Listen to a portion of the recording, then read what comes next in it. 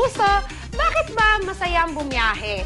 Dahil pagbalik mo, maliban sa pasalubong, marami kang baong kwento at may mga pictures pa to tell to the tail end. As I say, pictures don't lie. Well, tulad na lang ng isa sa hottest showbiz couples na nanggaling sa ibang bansa at sa kanilang pagbalik ay may kakaibang basbas na yata na nakuha ang relationship nila. At meron din namang paalis pa lang pero ready na yata na kumuha na rin ng basbas sa kanilang foreign destination. Wow! Sino kaya sila? Malalaman natin lahat yan mamaya in full details. Kaya simulan na natin ang biyayang intriga ngayong umaga with our top story for today dito sa Showbiz Exclusive! Marami ang naintriga sa controversial tweets ni Rufa May last Sunday morning. Rufa May tweets and we quote, "By the way, to all my followers, I wanna say goodbye sa lahat ng natuwa at nanood sa Showbiz Central. Ako po magpapaalam na. Huling linggo ko." Unquote. Itinweet niya rin, "Okay lang mga friends. Mapapanood niyo pa din ako sa Ride to Love. Okay lang, I miss my Sundays. It's been 11 years akong nagtatrabaho pag linggo." At dahil sa pamamaalam niyang ito sa talk show, sign na rin ba na aalis na rin si Rufa May sa GMA? Lilipat na rin kaya siya sa ibang istasyon?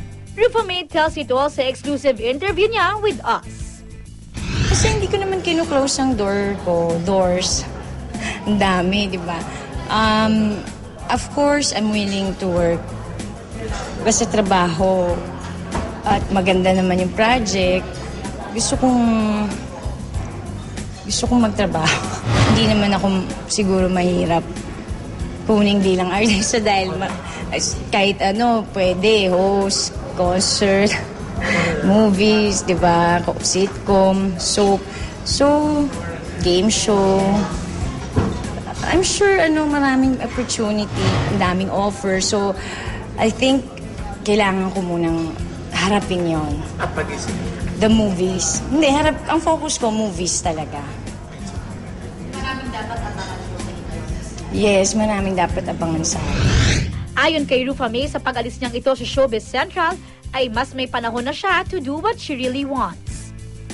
Ang tagal ko nang naghahanda. Oo, handang-handa na. Hindi dahil doon.